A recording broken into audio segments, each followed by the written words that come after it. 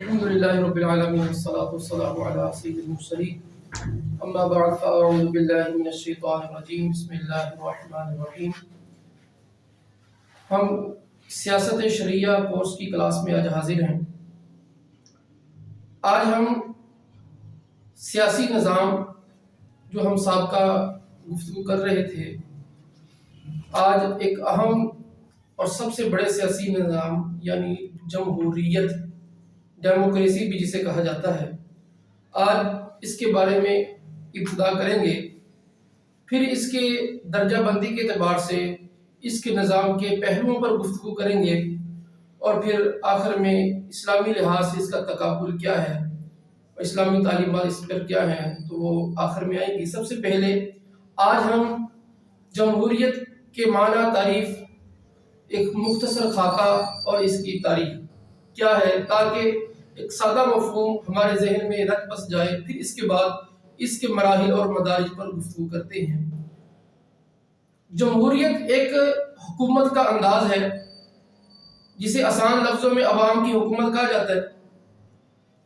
اب آمریت کے برخلاف اس طرز حکمرانی میں تمام فیصلے عوامی نمائندوں کے ذریعے ہوتے ہیں، اور جمہوریت یہ دو طرح کی ہوتی ہے۔ ایک کو بلا واسطہ جمہوریت کہا جاتا ہے، ایک کو بالواسطہ جمہوریت کہا جاتا ہے۔ بلا واسطہ بغیر کسی واسطے کی جمہوریت، یہ جمہوریت قدیم زمانوں میں بعض ملکوں میں رائج تھی، جیسے یونان کے اندر، اور اسی طرح یہ بر صغیر کے اندر قبائلی نظام میں یہ انداز جمہوریت یہ قائم تھا۔ اس انداز جمہوریت میں بلا واسطہ میں ہوتا یہ ہے کہ ریاست اپنے تمام افراد کو یکجا کرتی ہے، اور تمام افراد کسی بات پر فیصلہ کرتے ہیں۔ جو سربراہ ہوتا ہے اس کمیونٹی کا، اس علاقے کا، اس قبیلے کا، وہ تمام کو اپنے فیصلے میں شامل کر کے ایک فیصلہ صادر فرماتا ہے، اور تمام ہی افراد اس فیصلے میں شریک ہوتے ہیں۔ اور یہ یونان کے علاقوں میں، چھوٹی چھوٹی ریاستوں میں، جیسے قدیم میں ریاستیں چھوٹی چھوٹی قائم ہوا کرتی تھی، چھوٹے چھوٹے علاقے پر چھوٹی چھوٹی ریاست، اس وقت یہ انداز جمہوریت قائم تھا۔ اب جو یونان کا مشہور شہر ایتھنز جو آج بھی قائم ہے، اس میں بھی یہ انداز جمہوریت قائم تھا۔ تو اس کی آبادی لگ بھگ زیادہ سے زیادہ 10,000 سے زائد نہیں ہوا کرتی تھی۔ تو جس شخص کو عوام نے اپنا سربراہ مقرر کیا ہوتا تھا، یا ان قبیلے کا سربراہ ہوتا تھا جس بھی طریقے سے، وہ سب کو جمع کرتا، سب کی رائے لیتا، اور پھر ایک فیصلہ کر دیا جاتا۔ اب یہ والا انداز جمہوریت چھوٹی چھوٹی ریاستیں، قبیلے، پنچایتوں میں تو یہ کار فرما تھا، لیکن جہاں ریاستیں بڑی بڑی ہوں، جن کا حدود رقبہ بڑا ہو، جن کے تحت مختلف قسم کے ادارے قائم ہوں، مختلف چیزیں قائم ہوں، وہاں پر ہر شخص کو فیصلے کے اندر شامل کرنا یہ ممکن نہیں تھا۔ اب یہیں سے آمریت کی اور بادشاہت کی ابتدا ہوتی ہے کہ جب سب کو شامل کرنا ممکن نہیں ہے، تو ایک بندہ وہ اپنے فیصلے صادر فرماتا ہے، اور پھر اس کے ساتھ ہی بلا واسطہ جمہوریت اس کی طرف بھی قدم بڑھتے ہیں کہ سارے افراد تو شریک نہیں ہوتے۔ عوام کیا کرتی ہے کہ چند نمائندے منتخب کر لیتی ہے، جو کہتی ہے کہ یہ فیصلے کریں گے، پھر ان کے فیصلوں سے پھر کوئی کام سر انجام پاتا ہے۔ تو آج کے دور کے اندر بلا واسطہ جمہوریت شاید ہی کہیں قائم ہو۔ البتہ یہ کہا جاتا ہے کہ سوئٹزرلینڈ کے بعض علاقوں میں اور امریکہ کے بعض چھوٹے چھوٹے علاقوں میں ابھی بھی نظام موجود ہے کسی حد تک، لیکن اوورآل باقاعدہ نظام کی صورت میں یہ دنیا کے کسی بھی کونے میں اب یہ موجود نہیں ہے۔ اب جمہوریت کا لفظ، جس کی انگلش ڈیموکریسی کہا جاتا ہے، جمہوریت کا لفظ تو ہمارا اپنا بنایا ہوا ہے۔ اصل اس نظام کے لیے جو لفظ استعمال کیا جاتا ہے وہ ڈیموکریسی ہے۔ ڈیموکریسی یہ دو لفظوں کا مجموعہ ہے، ڈیمو اور کریسی۔ ڈیمو یہ یونان سے ان کی زبان سے یہ لفظ آیا ہے۔ ڈیمو کا مطلب ہے عوام، اور کریسی کا مطلب حاکمیت۔ تو ڈیموکریسی کا مطلب عوام کی حاکمیت، اور عربی کے اندر جمہوریت کا لفظ نہیں بولا جاتا، اس کے اندر ڈیموکراتیہ بولا جاتا ہے۔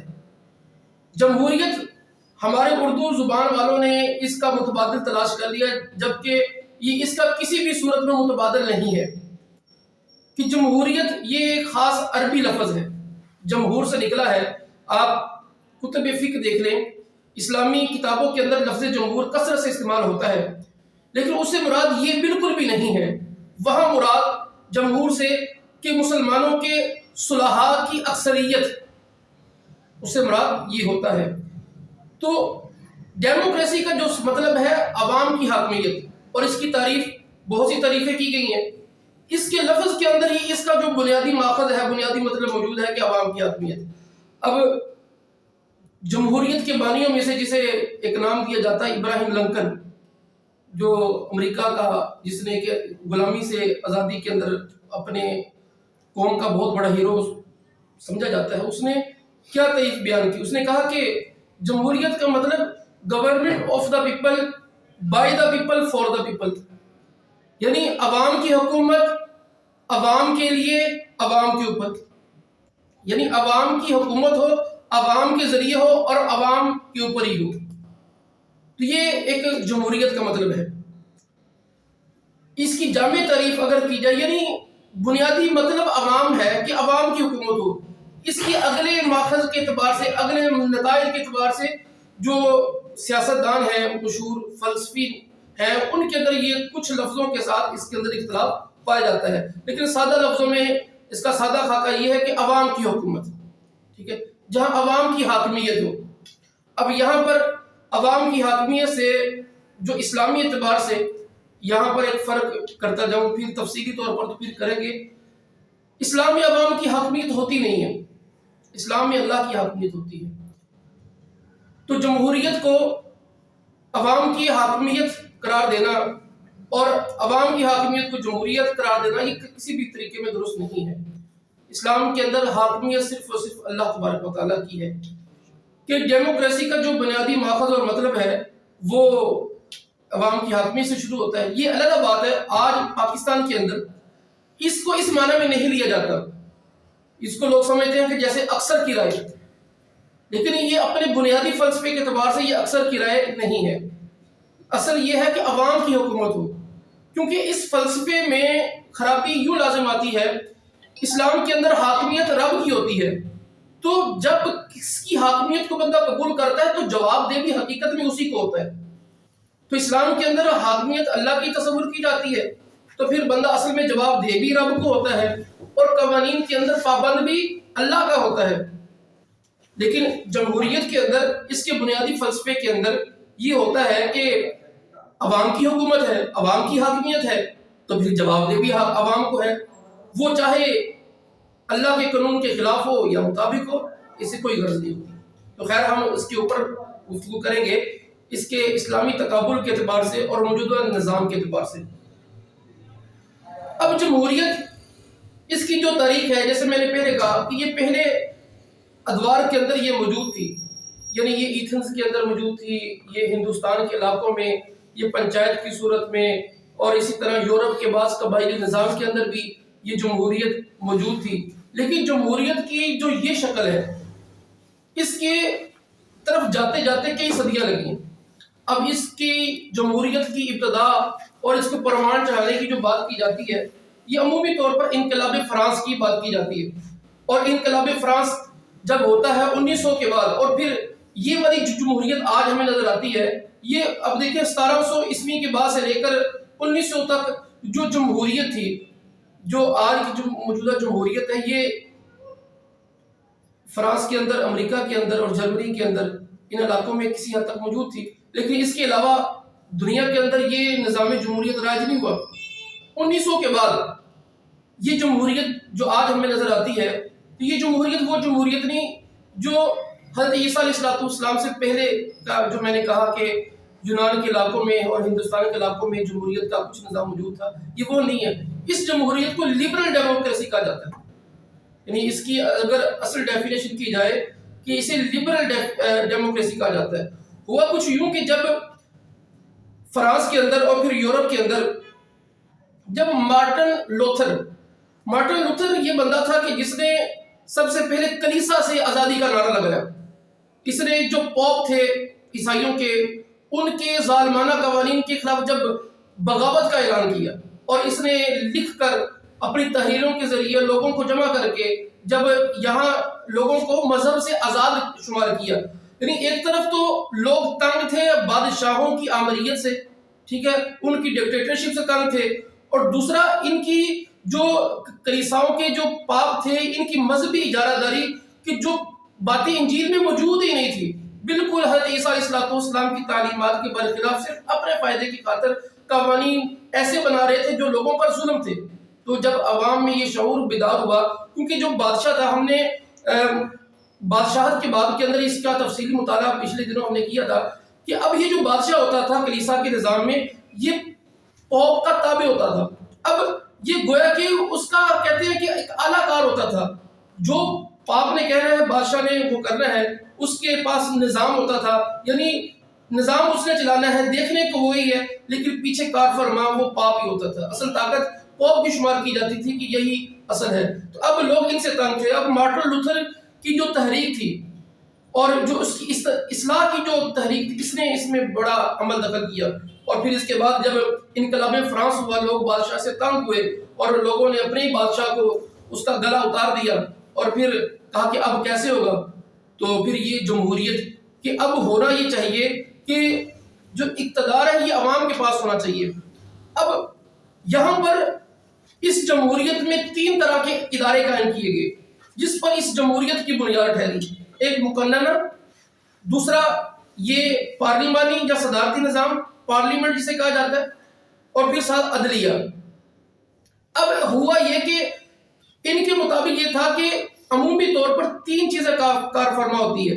ایک ہے وہ لوگ جو قانون بناتے ہیں، دوسرے وہ لوگ جو قانون پر عمل درآمد کرواتے ہیں، اور تیسرے وہ لوگ جو چیک اینڈ بیلنس رکھتے ہیں. اب کہا کہ یہ ساری خرابی اس وجہ سے آئی، یہ تینوں چیزیں پچھلے نظاموں میں ایک بندے کے پاس ہوا کرتی تھی. یعنی قانون بنانا بھی بادشاہ کا کام تھا، ٹھیک ہے، یا پوپ کا کام تھا. اب اس کی عمل درآمد کرنا بھی اسی کا کام تھا. اب چیک اینڈ بیلنس کرنا، یہ صحیح بھی ہو رہا ہے یا غلط ہو رہا ہے، وہ بھی اسی کا کام تھا. اس کا نتیجہ یہ نکلتا تھا کہ جو بادشاہ ہوتا تھا یہ جو مرضی کرتا تھا، اس کو کوئی پوچھنے والا نہیں. اب انہوں نے یہ کیا کہ دیکھیں کہ مقننہ کچھ اور ہونے چاہیے، قانون سازی کرنے والے افراد اور ہوں، اور پھر اس کو نافذ کرنے والے اور ہوں. جیسے ہمارے ہاں یہ صدارتی نظام میں صدر ہوتا ہے، اس کا سربراہ، اور پارلیمنٹ نظام میں وزیر اعظم ہوتا ہے، اس کی وہ پوری ٹیم ہوتی ہے جو ملک کے اندر قانون کو نافذ کرواتی ہے. اور پھر اس کے اندر انتظامیہ کے ادارے اس کے ماتحت ہوتے ہیں. اور پھر جو عدلیہ ہوتی ہے یہ چیک اینڈ بیلنس رکھتی ہے اور قوانین کو تصفیہ کرتی ہے کہ اگر کوئی قانون بنا ہے تو اس کا صحیح استعمال ہے، غلط ہے، وہ صحیح بھی ہے یا نہیں. اور پھر یہ جو انتظامیہ ہے، اس کے جو حرکتیں ہیں یہ کس حد تک درست ہیں، اور اس میں کوئی بھی کسی کا ماتحت نہیں ہوتا. تو یہ تینوں ادارے آزاد رکھے گئے. تو اب لیکن یہ تو ایک بنیادی سمجھ میں آنے والا بڑا سادہ سا مفہوم ہے، لیکن جیسے میں نے کہا کہ آج کی جو ڈیموکریسی ہے یہ لبرل ڈیموکریسی ہے، کیونکہ یہ جس نتیجے سے بنی تھی وہ نتیجہ اور وہ عمل اس میں ہر جگہ کار فرما رہا. کیونکہ یہ لوگ کلیسا سے تنگ تھے، انہوں نے یہ ایک نظریہ پیش کیا جس نظریے کی بنیاد پر سیکولرزم ریاست وجود میں آئی. اب انہوں نے یہ نظریہ دیا کہ مذہب انسان کا اپنا کام ہے، اس کا ریاست سے کوئی تعلق نہیں. اب چونکہ یہ ان کی کلیساؤں سے جو نظام سے تنگ تھے، اب انہوں نے مذہب سے آزادی کا اعلان کر دیا. اب پہلے تو یہ کہا کہ مذہب انسان کا ذاتی معاملہ ہے، وہ کرے یا نہ کرے. اب اس کے بعد یہ ہوا کہ ریاست کو سپر اتھارٹی دے دی گئی کہ جو مذہب ہے یہ ریاست کے تابع ہے. اور پھر اس کے بعد اگلا مرحلہ ہے کہ ریاست کا کوئی مذہب نہیں ہے، ٹھیک ہے، سب نے اس کے ہر بندہ جو کرے کرے. ریاست نے یہ دیکھنا ہے کہ اگر وہ لوگوں کے مفاد کے لیے ٹھیک ہے نظر آئے تو وہ ٹھیک ہے، اس کو نافذ کرنا ہے، چاہے جائے کہ لوگوں کے مذہب کی مخالف ہو یا ان کے مطابق ہو، اس سے کوئی غرض نہیں. تو اسی نظریے کے مطابق یہ سیکولرزم یہ فروغ پایا، اور پھر سیکولرزم ریاستیں یہ وجود میں، جیسے آج بھی بہت سی ریاستیں سیکولرزم کی بنیاد پر ہیں جن کو جمہوریت کا چیمپئن کہا جاتا ہے. جیسے آپ دیکھیں امریکہ ہے، اس کو ریاست کو سیکولرزم کی ریاست شمار کیا جاتا ہے، اور انڈیا یہ سیکولرزم حکومت شمار کی جاتی ہے.